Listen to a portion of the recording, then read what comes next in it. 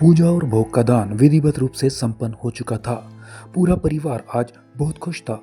सबके चेहरे पर संतोष और खुशी साफ झलक रही थी। पूजा खत्म होने के बाद सभी घर लौट आए। खाना खाकर हर कोई अपने अपने कमरे में आराम करने चला गया। वहीं वाणी अभी भी अपने बचे हुए काम पूरे करने में व्यस्त थी। वहीं ईशान अपने कमरे में बेचैन सा टहल रहा था। खिड़की के पास खड़े होकर वो बाहर फैले अंधेरे को देख रहा था। घर आते ही वो चुपचाप अपने कमरे में चला गया था। सबने सोचा कि शायद वो थक गया होगा, इसीलिए किसी ने उसकी चुप्पी पर ध्यान नहीं दिया। लेकिन ईशान की खामोशी साधारण नहीं थी। उसके भीतर कुछ ऐसा चल रहा था जो उसे बेचैन कर रहा था। आज वो खुश जरूर था, लेकिन एक सवाल का बोझ उसे अंदर से परेशान कर रहा था। वो अपने ख्यालों में इतना खोया हुआ था कि उसे समय का भी अंदाजा नहीं रहा। तभी उसने अपने कंधे पर एक हल्का स्पर्श महसूस किया। वो जल्दी से अपने आंसुओं को पोंछकर नॉर्मल बनने की कोशिश करता है और पीछे पलटता है। सामने शौर्य खड़ा था।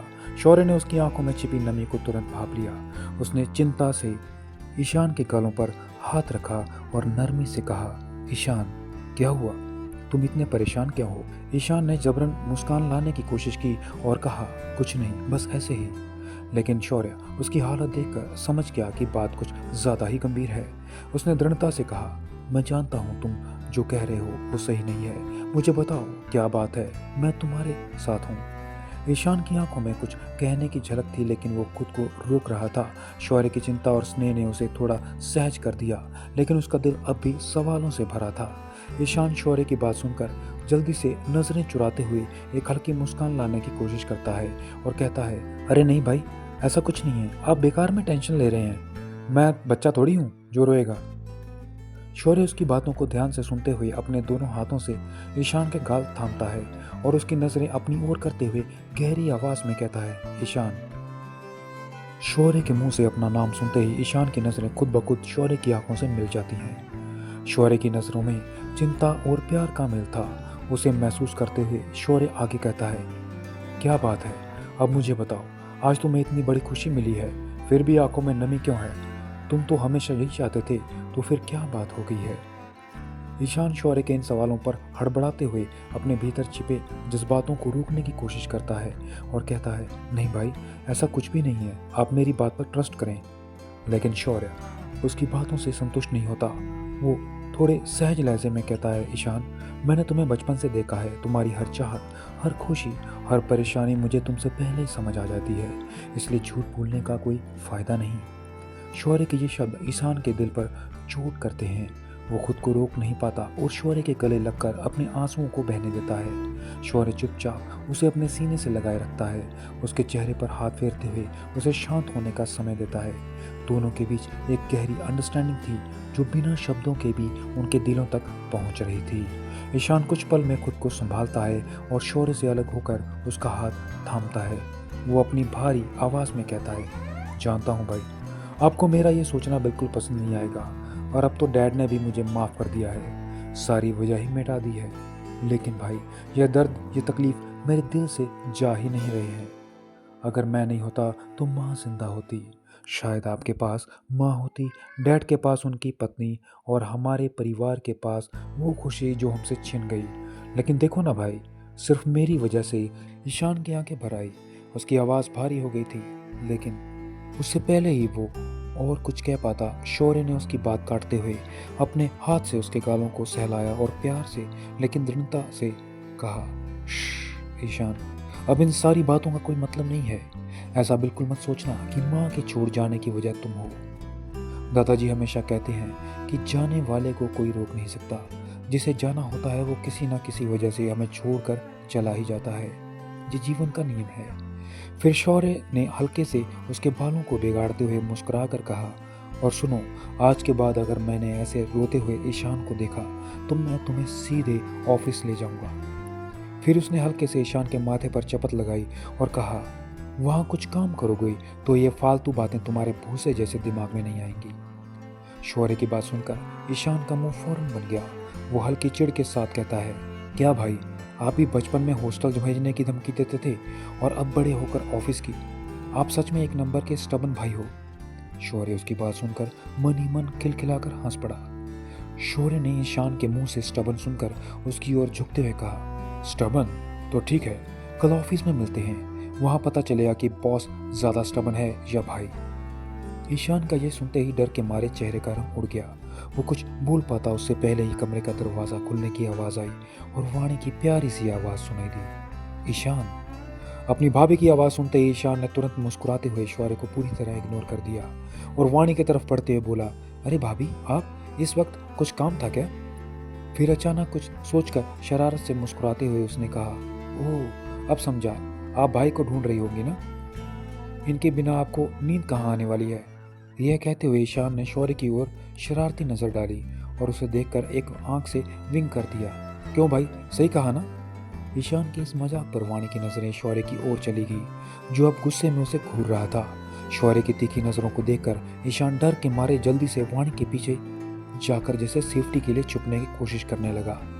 वाणी उन दोनों की यह हरकत देखकर मुस्कुराने लगी। वो ईशान का हाथ पकड़ते हुए उसे बेड पर बैठाते हुए बोली, नहीं ईशान, ऐसा कुछ नहीं है, मैं यहाँ तुम्हारे लिए आई हूँ। ईशान यह सुनकर थोड़ा कंफ्यूज हो जाता है।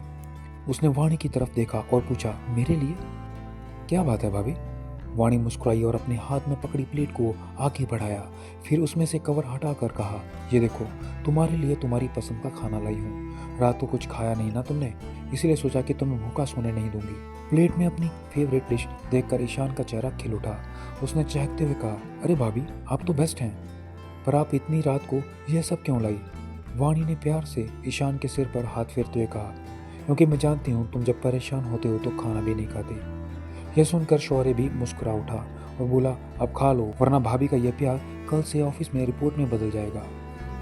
इस पर ईशान ने शौर्य को घूरा और हल्के से मुस्कुराते हुए सिर हिलाया और कहा, नहीं भाभी, आज खाने का मन नहीं है, भूख भी नहीं है, आप रहने दो ना।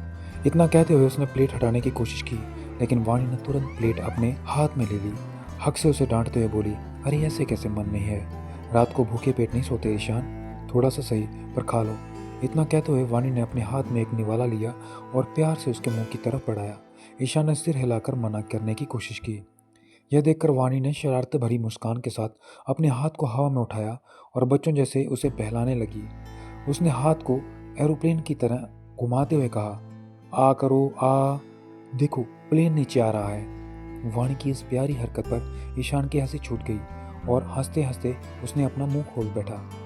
इस मौके का फायदा उठाते हुए वाणी ने निवाला उसके मुंह में डाल दिया और मुस्कुराते हुए बोली, गुड बॉय।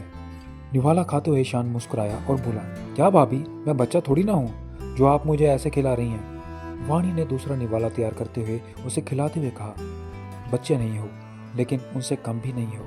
ईशान ने शरारत से पूछा, तो क्या मैं इतना परेशान दिखता हूँ, आप मुझे बच्चा समझ रही हैं? वाणी ने हल्के से मुस्कुराकर कहा, परेशान तो नहीं, लेकिन कभी कभी तुम अपनी भूख और आराम का ख्याल नहीं रखते, और जब तक तुम ठीक से खा नहीं लेते मुझे नींद नहीं आएगी। ईशान ने निवाला खाकर धीरे से कहा, आप सच में सबसे बेस्ट हैं भाभी। यह सुनकर वाणी के चेहरे पर संतोष भरी मुस्कान आ गई और वो उसे बाकी खाना खिलाने लगी। वाणी और ईशान मुस्कुरा देते हैं। वहीं कमरे में अब भी खामोश खड़ा शौर्य उन्हें देखकर मन ही मन मुस्कुरा रहा था। उसकी निगाहें वाणी पर टिकी थी। आज उसके मन में जलन का नामो निशान नहीं था, बस प्यार था, और वो भी सिर्फ वाणी के लिए। उसकी मुस्कान, जो उसके दिल की धड़कनों को बढ़ाने के लिए काफ़ी थी, उसे मंत्रमुग्ध कर रही थी। शौर्य बिना पलकें झपकाए उसे देख रहा था। उसके मन में सवालों की बाढ़ आ गई थी। How could she do so much for me and my family without accepting anything in return? उसने आज तक ऐसी ममता और बिना किसी लालच की मोहब्बत कभी नहीं देखी थी। अगर वाणी उसकी ज़िंदगी में नहीं आई होती तो क्या उसकी बेरंग जिंदगी कभी इस तरह रंगीन हो पाती? क्या वो कभी छोटी छोटी खुशियों के पल जी पाता? इन ख्यालों से घिरा हुआ शौर्य कमरे से बाहर निकल गया। उधर वाणी ईशान को खाना खिलाकर बाकी सारे काम जल्दी जल्दी निपटाकर अपने कमरे की तरफ बढ़ गई। आज की थकावट उसके चेहरे पर साफ झलक रही थी। Managing everything alone is not easy. और आज उसकी कमर में तेज दर्द भी हो रहा था। जैसे ही वो अपने कमरे में दरवाजे के पास पहुंची और दरवाज़ा खोला, अचानक किसी ने झटके से उसकी कमर थाम ली और उसे अपनी तरफ खींचकर सीने से लगा लिया। वाणी एक पल के लिए चौंक गई। उसने खुद को छुड़ाने की कोशिश की, लेकिन तभी उसे एक जानी पहचानी खुशबू का एहसास हुआ। उसकी धड़कनें तेज हो गई, लेकिन वो रिलैक्स हो गई। शौर्य ने उसे कसकर पकड़ा हुआ था, जैसे वो उसे कभी दूर नहीं जाने देना चाहता। दिस वार्मथ, दिस क्लोजनेस दोनों के लिए सुकून भरा था। वाणी की थकान जैसे गायब हो गई। शौर्य की बाहों में उसे ऐसा लग रहा था जैसे सारी परेशानियां मिट गई हों। दूसरी ओर न्यूयॉर्क की एक जगमगाती रात के बीच एक आदमी 15वीं मंजिल की बालकनी में खड़ा था। उसकी आंखें उस चमचमाते शहर को देख रही थी, लेकिन उसके भीतर उथल पुथल मची हुई थी। उसका चेहरा शांत था, मगर उसके अंदर के तूफान की झलक उसकी गहरी लाल आंखों में साफ दिख रही थी। वो खामोशी से खड़ा था, जैसे किसी सोच में डूबा हो। तभी उसके टेबल पर रखे फ़ोन में एक मैसेज आने की नोटिफिकेशन साउंड गूंजी। उसने अपनी नज़रें फ़ोन की ओर घुमाई और धीरे धीरे टेबल की ओर बढ़ा। फ़ोन उठाकर उसने मैसेज पढ़ा। उसके चेहरे पर कोई खास बदलाव नहीं आया, लेकिन उसकी आंखें और ज़्यादा लाल हो गई। वो कुछ पल के लिए फ़ोन को घूरता रहा, फिर अचानक गुस्से से भरे मन से उसने अपना फ़ोन पानी के जग में डाल दिया। फ़ोन पानी में डूब गया, लेकिन उसके चेहरे की नाराज़गी ख़त्म नहीं हुई। उसने बालकनी से शहर की ओर देखा और नफ़रत से भरे स्वर में बुदबुदाया, शौर्य ओबेरॉय। उसकी आवाज़ में गुस्सा और प्रतिशोध साफ झलक रहा था। इससे आगे की कहानी जानने के लिए सुनते रहिए मजबूरी की शादी का अगला एपिसोड, सिर्फ मीत स्टोरी यूट्यूब चैनल पर। अगला एपिसोड सुनने के लिए मीत स्टोरी चैनल को अभी सब्सक्राइब कीजिए।